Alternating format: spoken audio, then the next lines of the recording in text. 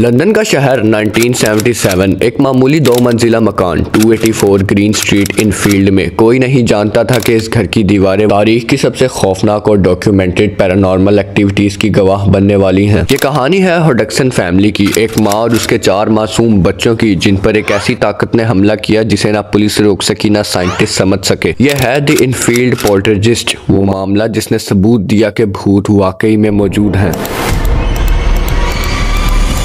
इस घर की सरबराह का नाम था पैगी हडक्सन, जो अपने शौहर से अलग हो चुकी थी। उनके साथ उनके 4 बच्चे रहते थे, 13 साल का रिचर्ड, 11 साल की जेनेट, 10 साल का पीटर और सबसे छोटी मार्गरेट। अगस्त 1977 में हर चीज की शुरुआत हुई। कहानी शुरू होती है जेनेट और मार्गरेट के बेडरूम से। रात को जब सब सो रहे थे तो उन्हें दीवारों से अजीब सी पैरानॉर्मल एक्टिविटीज की हल्की हल्की आवाजें सुनाई दी। पहले तो उन्हें लगा कि ये पानी का टपकता हुआ नल है या फिर ये पास की रोड पर चलने वाली बस का शोर है। इन्होंने इसको इग्नोर कर दिया, लेकिन थोड़ी देर बाद वो आवाजें तेज और राइमिक होना शुरू हो गईं। तो इन बच्चों ने डरकर फौरन से अपनी माँ पैगी को बुलाया। इनकी माँ ने आकर दीवारों को चेक किया, उन्हें कोई भी वजह नजर नहीं आई। उन्होंने बच्चों को डांट कर सोने के लिए कहा, मगर फिर अगली रात वो वाकया हुआ जिसने इन बच्चों की माँ को भी झिंझोड़ कर रख दिया। वो आवाजें अब सिर्फ हल्की ही नहीं आ रही थी, बल्कि लगातार जोरदार से आवाजें आना शुरू हो चुकी थी। आवाजें इतनी तेज थी कि दूसरे कमरे में मौजूद बच्चों की माँ को इस बात का एहसास हो चुका था कि कुछ पैरानॉर्मल आवाजें आ रही हैं। वो फौरन से अपने बच्चों के कमरे में आई। जब उनकी माँ जेनेट और पीटर के रूम में दाखिल हुई तो उनकी आंखों ने वो मंजर देखा जिस पर वो यकीन नहीं कर सकती थी। रूम में रखी हुई हैवी वुडन अलमारी, जो कम से कम 50 किलो की होगी, वो अपनी जगह से थोड़ी खिसक चुकी थी और खुद ब खुद हिल रही थी। पैगी ने उसे वापस धक्का दिया, लेकिन अलमारी दोबारा खुद ही अपनी जगह से हट गई। पैगी समझ गई थी कि ये कोई आम शरारत नहीं है, बल्कि कोई इनविजिबल ताकत है। वो बच्चों को लेकर घर से बाहर भागी अपने पड़ोसियों के पास। उनके पड़ोसियों ने उनकी मदद की, लेकिन जब वो चेक करने के लिए अंदर गए तो उन्होंने भी वहां अजीबोगरीब आवाजें सुनी। पड़ोसियों के कहने पर पैगी ने पुलिस को फोन किया। उन्हें उम्मीद थी कि पुलिस आकर देखेगी और कोई प्रैक्टिकल वजह बता देगी सारे मामले की। रात का वक्त था। WPC कैरोलिन हीप्स अपने साथी के साथ 284 ग्रीन स्ट्रीट पहुंची। ये एक पुलिस ऑफिसर थी। जब वो घर में दाखिल हुई तो उनका पहला ख्याल यही था कि ये बच्चों की शरारत है या फिर दीवारों में कोई छुपा हुआ है, कोई चोर या फिर कोई रोबरी करने आया हुआ शख्स। पुलिस ने पहले तो आवाजों को नजरअंदाज किया। वो दरवाजा चेक कर रहे थे और बच्चों से सवाल कर रहे थे, मगर इस वक्त वो अजीबोगरीब ताकत भी हर कदम पर अपना जोर दिखा रही थी। कमरे में हवा में अजीब सी ठंडक महसूस होने लगी, जबकि गर्मियों का मौसम था। हल्की सी आवाज आने लगी और अब जोर से दरवाजा दस्तक होने लगा, जो घर के मुख्तलिफ कोनों से आवाजें ये आ रही थी। वो फैसला कुन वक्त तब आया जब पैगी ने पुलिस ऑफिसर से कहा, देखिए ये सब फिर से हो रहा है। पुलिस ऑफिसर ड्राइंग रूम में खड़ी हुई थी। उन्होंने खुद अपनी आंखों से देखा कि रूम में रखी हुई एक चेयर, जो वजन में काफी भारी थी, अपने आप ही फर्श पर स्लाइड करती हुई आगे बढ़ गई। इस कुर्सी को धक्का देने वाला कोई इंसान वहां पर मौजूद ही नहीं था। इस मौके पे आकर पुलिस भी शॉक हो गई। उनकी ट्रेनिंग में ऐसी चीजों के लिए कोई जवाब नहीं था। वो ना तो चेयर को छू सकते थे और ना ही उस ताकत को देख सकते थे। ये एक बड़ी अजीब सी सिचुएशन बन चुकी थी। उस पुलिस ऑफिसर WPC कार्लोन हीप्स ने अपने सीनियर को ये वाकया बताया। आखिर में इस वाकये को पुलिस रिपोर्ट में दर्ज करना पड़ा। रिपोर्ट में ऑफिसर ने लिखा, मैंने खुद अपनी आंखों से देखा कि एक चेयर अपने आप ही करीब 2 से 3 फीट आगे की तरफ बढ़ गई। मुझे उस वाकये की कोई वजह समझ नहीं आई और ना ही इस वक्त कोई शख्स वहां मौजूद था जो कुर्सी को धक्का दे सकता था। इस रिपोर्ट ने इस मामले को आम शोर शराबा या बच्चों की कहानी होने से निकाल दिया था। हमने वो देखा जिसकी वजह हम नहीं जानते, तो दुनिया को पता चल गया कि ये केस वाकई में एक रियल है और ये कोई फिक्शनल स्टोरी नहीं है। इसके बाद ही इस मामले की जांच के लिए पैरानॉर्मल रिसर्चर्स और साइंटिस्ट को बुलाया गया। पुलिस को ये चश्मदीद सबूत फील्ड केस की सबसे मजबूत बुनियाद थे। जब पैरानॉर्मल इन्वेस्टिगेटर्स घर के अंदर दाखिल हुए तो उन्होंने देखा कि इस अजीबोगरीब सी ताकत की एक्टिविटी सबसे ज्यादा 11 साल की जेनेट हडक्सन के आसपास हो रही है। जेनेट को रूम में रखा हुआ खिलौने, छोटे मार्बल्स और लीगो ब्लॉक्स खुद ब खुद हवा में उड़ने लग जाते थे और दीवारों से टकराते थे, और ये चीजें अक्सर बहुत तेज रफ्तारी से फेंकी जाती थी इधर से उधर। जेनेट जब बिस्तर पर लेटी होती तो अक्सर उसके बिस्तर जोर से हिलने लगता। रिसर्चर्स टीम ने अपनी रिकॉर्डिंग डिवाइसेस में इस हरकत को रिकॉर्ड किया। एक्टिविटी सिर्फ आवाजों तक महदूद नहीं रही। उस अजीब सी ताकत ने सीधे जेनेट के जिस्म को निशाना बनाना शुरू कर दिया, जो बहुत ज्यादा खौफनाक बात थी। जेनेट को उसके बिस्तर से उठाकर रूम में फेंक दिया जाता था। कई बार वो जिद्दियों की तरह दीवार से चिपक जाती थी। जब वो बाहर निकली तो उसके जिस्म पर चोट के निशान भी थे और खराशें बन जाती थी जिनकी कोई इंसानी सबब नहीं था। पैरानॉर्मल इन्वेस्टिगेटर इन्वेस्टिगेटर्स ने उनके घर के अंदर डिवाइसेस लगा दी जिनसे कि वो उनकी हरकत पर नजर रख सके और इस मामले को इन्वेस्टिगेट कर सके। वहीं से ये सारी रिसर्च पता लगी। सबसे ज्यादा हैरत अंगेज और डरावना वाकया ये था, जेनेट को हवा में उठा लिया गया सोने के दौरान। जेनेट अपने आप ही जमीन से ऊपर उठ जाती थी। इस वाकये की तो मशहूर ब्लैक एंड व्हाइट तस्वीर मौजूद है जिसमें जेनेट हवा में उड़ती हुई नजर आती है। अब वो पुरस्रार चीज जेनेट के अंदर से आकर लोगों से बात करना शुरू हो चुकी थी। ये सबसे ज्यादा खौफनाक बात थी। जब भी वो जेनेट के अंदर आती तो उसकी आवाज खुद ब खुद बदल जाती थी। ये आवाज एक बुजुर्ग मर्दाना और बहुत गहरी खुरदरी सी हो जाती थी। साइंटिस्ट ने बाद में पता लगाया कि जेनेट ऐसी आवाजें निकालने के लिए अपने गले को हमेशा के लिए नुकसान पहुंचा सकती थी, लेकिन वो पुरस्रार ताकत उसे मजबूर करता था ऐसे आवाज में बोलने के लिए। यानी कि अब वो पुरस्रार ताकत जेनेट को मुकम्मल तौर पर कंट्रोल कर रही थी। फिर पैरानॉर्मल इन्वेस्टिगेटर्स ने उस आवाज से सवाल जवाब करने का फैसला किया। जब इस आवाज से सवाल किया गया तो उसने अपना नाम बिल बताया और दावा किया कि वो इसी घर में मर चुका है और उसकी मौत सीढ़ियों से गिरने की वजह से हुई थी। उसने ये भी बताया कि वो अंधा है। इन्वेस्टिगेटर्स ने इस गहरी आवाज को ऑडियो टेप पर रिकॉर्ड किया। जब टेप को एनालाइज किया गया तो वो जेनेट की आवाज नहीं थी। ये वो मजबूत सबूत था जिसने इस बात की गवाही दे दी थी कि वो पुरस्रार ताकत ही जेनेट के रूप में आकर बात कर रही है। सबसे ज्यादा हैरत अंगेज बात यह है कि ये पैरानॉर्मल एक्टिविटीज जितनी तेज रफ्तार से शुरू हुई थी अचानक से ये रुक भी गई। वक्त 1979 के आखिर में पैरानॉर्मल एक्टिविटीज के रुकने की कोई वजह मालूम नहीं हुई, ना ही कोई एक्सॉर्सिज्म हुआ, ना ही कोई तब्दीली आई। सब कुछ नॉर्मल हो गया। उनके घर से ये सारी पैरानॉर्मल एक्टिविटीज हट गई, लेकिन अपने साथ बहुत ज्यादा सवाल छोड़ गई। क्या वो स्पिरिट अपने मकसद में कामयाब हो गया या वो किसी और निशाने की तरफ चला गया? इस अचानक रुकने ने इस मामले को हमेशा के लिए सवालिया निशान बना दिया। कुछ लोगों का ये कहना है कि जेनेट की आवाज के अंदर वो भारीपन उसके इमोशनल स्ट्रेस की वजह से होता था। जब उसकी जिंदगी आम हुई तो वो ताकत भी खत्म हो गई, लेकिन ये सिर्फ लोगों की बनाई हुई बातें हैं। आज भी जेनेट और उसकी फैमिली इस वाकये को सच बताते हैं। इस वाकये को साबित करने के लिए सबूत भी मौजूद हैं, मगर इस वाकये को झुटलाने वाले सबूत भी मौजूद हैं। इस मामले ने साइंस और पैरानॉर्मल दुनिया के बीच में एक ऐसी लाइन खींच दी जिसका जवाब हम आज तक ढूंढ ही रहे हैं। वो फैमिली सारे वाकये के बाद भी उसी घर के अंदर रहती गई और उसी घर के अंदर 2003 के अंदर पैगी हॉडक्सन की डेथ हो गई। 1979 के बाद उस घर के अंदर कोई भी ऐसी पैरानॉर्मल एक्टिविटी नहीं हुई और वो बच्ची जेनेट जिसके थ्रू वो आकर बात करता था वो आज भी जिंदा है और इंग्लैंड में रहती है और एक नॉर्मल जिंदगी गुजार रही है। और अब वो जेनेट विंटर के नाम से जानी जाती है। उसकी शादी हो चुकी है और वो आज भी कसम खाकर ये कहती है कि उस घर में होने वाले वाकयात बिल्कुल सच थे। वो कहती है कि वो पुरस्रार ताकत सच में थी। वो इस वाकये पर ज्यादा बात करना पसंद नहीं करती क्योंकि वो वक्त उनके लिए जहनी और जिस्मानी तौर पर बहुत तकलीफ दे था। वो मुकम्मल तौर पर एक प्राइवेट जिंदगी गुजार रही हैं और अब वो ग्रैंड मदर भी बन चुकी है। उम्मीद करता हूँ आप लोगों को ये वीडियो अच्छी लगी होगी। अगर इस वीडियो में मुझसे कोई भी इन्फॉर्मेशन गलत दे दी गई हो तो आप मुझे कमेंट सेक्शन में जरूर गाइड कर सकते हैं। और दोस्तों मुझे कमेंट्स के अंदर ये भी बताइएगा कि ये पैरानॉर्मल स्टोरीज आप लोगों को कैसी लगी हैं। मजीद इस चैनल के ऊपर हॉरर स्टोरीज पर वीडियोस बननी चाहिए या नहीं। अपना बहुत ज्यादा ख्याल रखिएगा। अल्लाह हाफिज।